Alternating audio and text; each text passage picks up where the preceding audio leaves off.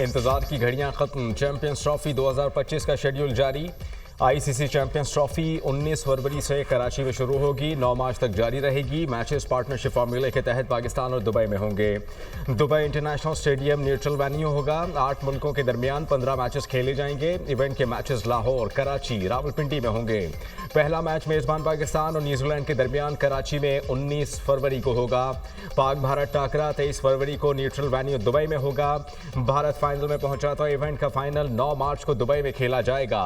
भारत के फाइनल में ना पहुंचने की सूरत में फाइनल 9 मार्च को लाहौर में होगा। भारत के 3 लीग मैचेस, 1 सेमीफाइनल और फाइनल यूएई में खेले जाएंगे। पहला सेमीफाइनल 4 मार्च को यूएई, दूसरा सेमीफाइनल 5 मार्च को लाहौर में होगा। 5 मार्च से पहले सेमीफाइनल और 6 मार्च दूसरे सेमीफाइनल के रिजर्व डे के लिए मुख्तस। पाकिस्तान भी भारत में होने वाले T20 वर्ल्ड कप 2026 में अपने मैचेस न्यूट्रल वेन्यू पर खेलेगा। चैंपियंस ट्रॉफी में 8 टीमें 2 ग्रुप्स में तकसीम। ग्रुप ए में पाकिस्तान, भारत, न्यूजीलैंड और बांग्लादेश शामिल। ऑस्ट्रेलिया, अफगानिस्तान, जनूबी अफ्रीका और इंग्लैंड का ग्रुप बी। तमाम मैचेस डे एंड नाइट में होंगे।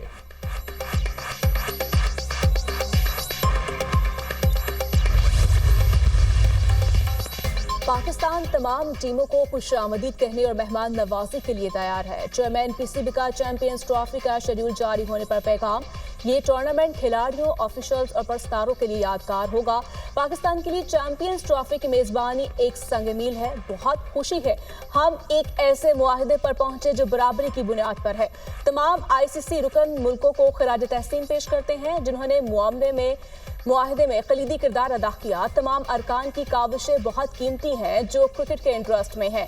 चेयरमैन पीसीबी चैंपियंस ट्रॉफी के टिकटों की रजिस्ट्रेशन शुरू। शहरी आईसीसी की वेबसाइट पर रजिस्ट्रेशन करवा सकते हैं।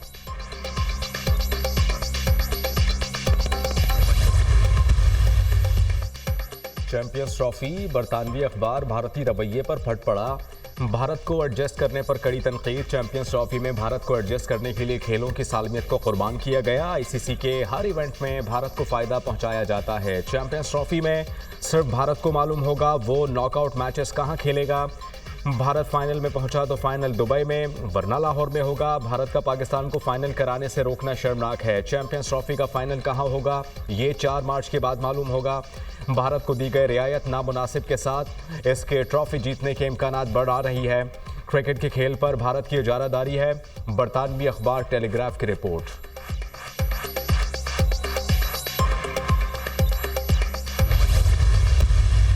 ये प्रोग्राम जो है पाकिस्तान का न्यूक्लियर, ना ये मेरा है ना ये कामीना के ऑनरेबल मेंबर्स का है। ये पाकिस्तान के 24 करोड़ ये आवाम का ये प्रोग्राम है। इसके ऊपर कोई कतन कॉम्प्रोमाइज़ नहीं होगा। It is just deterrence, nothing else. It's a program to defend Pakistan, national defence complex और दूसरी जो एंटिटीज़ हैं उनके ऊपर जो पाबंदियाँ लगाई गई हैं वो उसका कोई जवाब नहीं है। एटमी प्रोग्राम पर कोई समझौता नहीं होगा। पाकिस्तान का एटमी प्रोग्राम 24 करोड़ आवाम का है। मुल्क का दिफाई निज़ाम जाहिरियत के लिए नहीं, दिफा के लिए है। नेशनल डिफेंस कॉम्प्लेक्स और दिगर इदारों पर पाबंदी का कोई जवाब नहीं। पाकिस्तान के खिलाफ मज़मूम साजिशें कामयाब नहीं होने देंगे। चंद माह में दहशतगर्दी के वाक़यात में इजाफा हुआ। दहशतगर्दी के खात्मे तक चैन से नहीं बैठेंगे। कुरम में जब कत्लो गारतगिरी हो रही थी उस वक्त इस्लामाबाद पर चढ़ाई की जा रही थी। शहबाज शरीफ की काबीना इजलास में गुफ्तगू। यकीन है तहरीक इंसाफ से बातचीत में ऐसा हल निकलेगा जो पाकिस्तान के लिए बेहतर मुफाद में होगा। मुज़ाकरात का मकसद यही है कि ज़ाती मुफादात को कौमी मुफादात के ताबिया करें। किसी की नीयत पर शक नहीं। उम्मीद है दोनों कमेटियां मुल्की मुफाद में बेहतरीन फैसले करेंगी। वज़ीर-ए-आज़म पुरआज़म।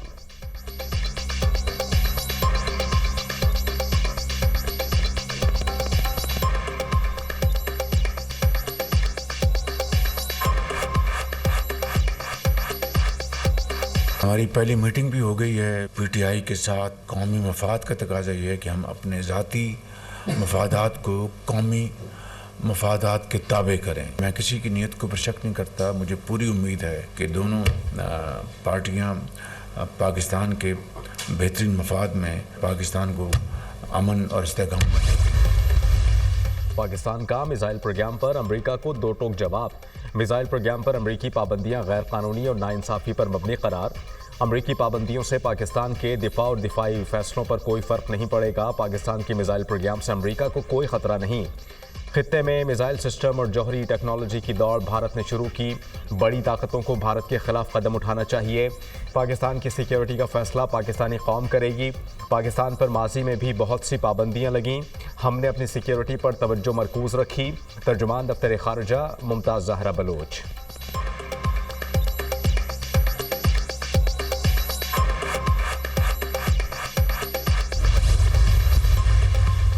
अमेरिका का पाकिस्तान में मिलिट्री कोर्ट्स में 25 मुजरिमों को सजा पर इजहार तशवीश। 9 मई मुजाहिरों में फौजी ट्रिब्यूनल से सजाओं पर तशवीश है।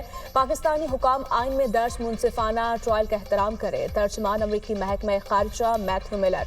बरतानिया पाकिस्तान के कानूनी अमल में दखलंदाजी नहीं करता। बरतानिया कानूनी कार्रवाइयों पर पाकिस्तान की खुद मुख्तारी का एहतराम करता है। फौजी अदालतों से सिविलियंस को सजाओं पर बरतानिया का रद्द-ए-अमल। पाकिस्तान शहरी और सियासी हुकूक के बैनुल-अक़वामी कन्वेंशन के तहत अपनी जिम्मेदारियों को निभाए। तर्जुमान बरतानवी दफ्तर खारजा।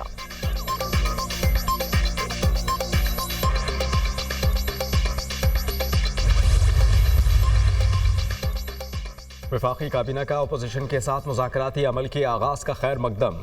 काबीना ने मुल्क को ट्रैक पर लाने के लिए अपोजिशन का मुस्बत किरदार नागुज़ीर करार दे दिया। वज़ीर आज़म शहबाज शरीफ की ज़ेर सदारत वफाकी काबीना का इजलास। अहम कौमी उमूर, मुल्क की मजमूई सूरत हाल का तफसीली जायज़ा। काबीना का सिक्योरिटी अहलकारों की कुर्बानियों को खराज तहसीन।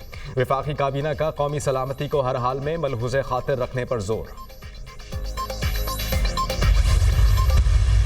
खान साहब को मैंने बताया है जो मुज़ाकरात शुरू हुए हैं। खान साहब ने कहा ठीक है, अच्छी बात है, मुज़ाकरात हो रहे हैं, लेकिन एक टाइम फ्रेम होना चाहिए। उस टाइम फ्रेम के अंदर इसमें कोई पेशरफ्त होनी चाहिए। जल्द से जल्द जितने भी हमारे मुतालिबात हैं, 2 मेजर मुतालिबात हैं और बड़े जायज़ मुतालिबात हैं, उस पर कोई पेशरफ्त होनी चाहिए।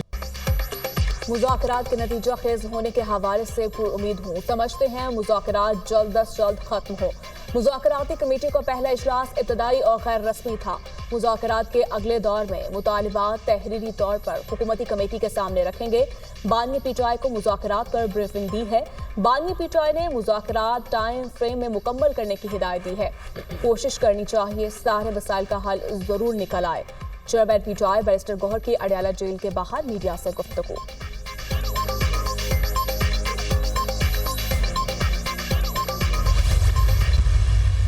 सियासत में हिस्सा लिया या ले रहे हैं, सबका ट्रायल होना चाहिए। बिल्कुल क्लियर है ना, जब एक का होगा तो सबका होगा। मुझे तो ये बात है कि ये अपने लिए भी खबर खोद रहे हैं। असल चीज़ ये है कि लोगों के मुकदमे, लोगों के मसाइल हल हों। तब्दीली आने वाली है।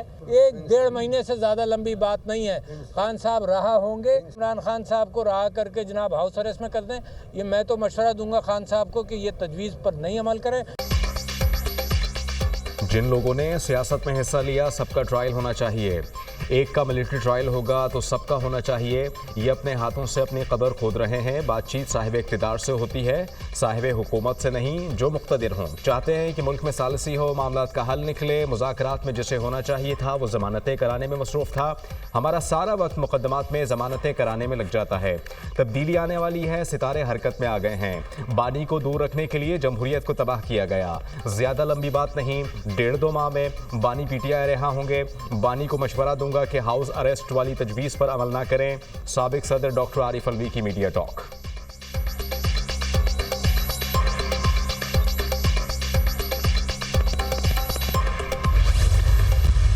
जितनी भी हमारी लीडरशिप है वर्कर, उनको रिहा किया जाए। हम रिहाई का मतलब नहीं है कि हम कोई रियायत मांग रहे हैं, क्योंकि एक इलीगल और एक इंतकाम की बुनियाद पे इन्होंने ये सारी केसेस बनाए हैं। इसकी कोई कानूनी हैसियत नहीं है। 9 मई का और 26 नवंबर का जो वाक़यात हुए हैं उसके ऊपर जो है ना सीनियर तरीन जजेस ऑफ सुप्रीम कोर्ट के तहत जो है ना जुडिशल इंक्वायरी हो। मुज़ाकरात के हवाले से किसी से गारंटी नहीं मांगी। अपने मौक़िफ़ से किसी सूरत पीछे नहीं हटेंगे। बानी पीटीआई और सियासी वर्कर्स को रिहा किया जाए। 9 मई और 26 नवंबर के वाक़यात की जुडिशल इंक्वायरी की जाए। हुकूमत इंतकामी कार्रवाइयाँ कर रही है। आइन से बालातर फैसले होंगे तो अवाम कहाँ जाएंगे। पीटीआई रहनुमा असद कैसर की मीडिया से गुफ्तगू। फॉर्म 47 वाली हुकूमत है, मजबूरी में बातचीत कर रहे हैं। उम्मीद है मुज़ाकरात कामयाब होंगे। इलेक्शन पर तहकीकात और नए इलेक्शन करवाना भी हमारा मुतालिबा है। Opposition leader Omar Ayub. Military courts में सिविलियन के ट्रायल से मुतालिक फैसले को चैलेंज करने का ऐलान।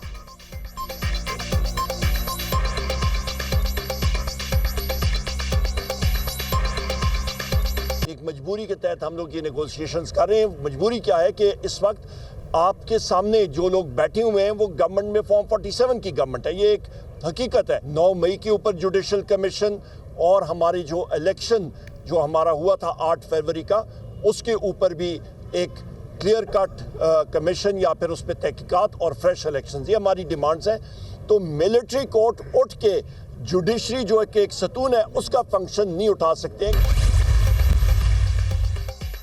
वज़ीर आज़म शहबाज शरीफ ने इस्लामाबाद में जिना एवेन्यू इंटरचेंज अंडरपास का इफ्तिताह कर दिया। 42 रोज़ में अंडरपास की तामीर एक नया रिकॉर्ड है। शब रोज़ मेहनत करने से ही कौमें तरक्की करती हैं। फ्लाईओवर मुकम्मल होने से इस्लामाबाद और रावलपिंडी के ट्रैफिक मसाइल ख़त्म होंगे। इंशाअल्लाह इसी रफ्तार से तरक्की का सफ़र जारी रहेगा। पाकिस्तान की तरक्की और खुशहाली आगे लेकर जाएंगे। वज़ीर आज़म का तकरीब से खिताब।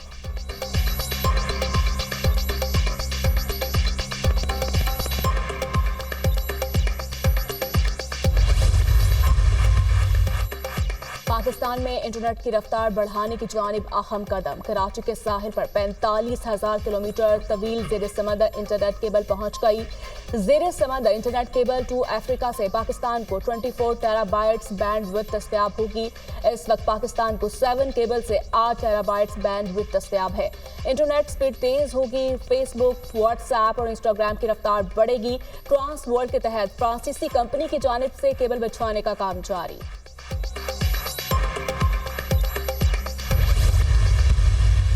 हर शहरी का बुनियादी हक है कि उनको इस डिजिटल एज में इंटरनेट ना सिर्फ इंटरनेट मिले मगर हाई स्पीड इंटरनेट उनको मिले। आपका इंफ्रास्ट्रक्चर अब मोटरवे शोटरवे नहीं रहा। आपका इंफ्रास्ट्रक्चर वो ब्रॉडबैंड है, वो बैंडविड्थ है, वो हाई स्पीड कनेक्टिविटी है जो ना सिर्फ हम सबको एक दूसरे से जोड़ते हैं मगर आपको दुनिया से जोड़ता है। उनको क्या पता जो बुजुर्ग इस्लामाबाद में बैठा है जो अभी तक पुराने नोकिया इस्तेमाल करके टेक्स्ट कर रहे होंगे, ना व्हाट्सएप का पता, ना ट्विटर का पता, ना इंस्टाग्राम का पता। हाई स्पीड इंटरनेट नौजवानों का हक है। अब मोटरवेज इंफ्रास्ट्रक्चर नहीं, ब्रॉडबैंड इंटरनेट इंफ्रास्ट्रक्चर है। पुराना नोकिया मोबाइल इस्तेमाल करने वालों को नौजवानों के हक का क्या पता। इस्लामाबाद में पुराने बुजुर्ग को व्हाट्सएप, नेटफ्लिक्स, गेमिंग का क्या पता। इस्लामाबाद में जो बुजुर्ग बैठा है उसे समझाएंगे। डेटा प्राइवेसी के हक की हिफाजत भी यकीनी बनाना होगी। जमहूरी तरीके से डिजिटल राइट्स बिल के लिए जिद्दोजहद करना होगी। नौजवानों को अपना हक हासिल करने के लिए जिद्दोजहद करना होगी। बिलावल भुट्टो का IBA यूनिवर्सिटी के कॉन्वोकेशन से खिताब। अफसोस, विफाकी बजट में मौसमियाती तब्दीली के खतरे से निपटने के लिए कोई प्लानिंग नहीं। 70 साल के बाबू बैठकर बजट पास करवाते हैं। हमने मौसमियाती तब्दीली के खतरे को समझना और मुकाबला करना है। पाकिस्तान मौसमियाती तब्दीलियों से मुतासर हो रहा है। नया विफाकी PSDP आवाम के मुस्तकबिल को सामने रखकर बनाना होगा। बिलावल भुट्टो की तजवीज़।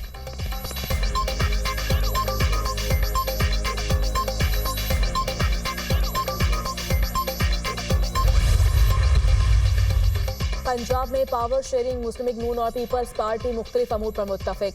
दोनों जमातों की कोऑर्डिनेशन कमेटियों की अहम बैठक। नून लीग ने पीपल्स पार्टी के तहफ़्फ़ुज़ात दूर करने के लिए 7 जनवरी तक वक्त मांग लिया।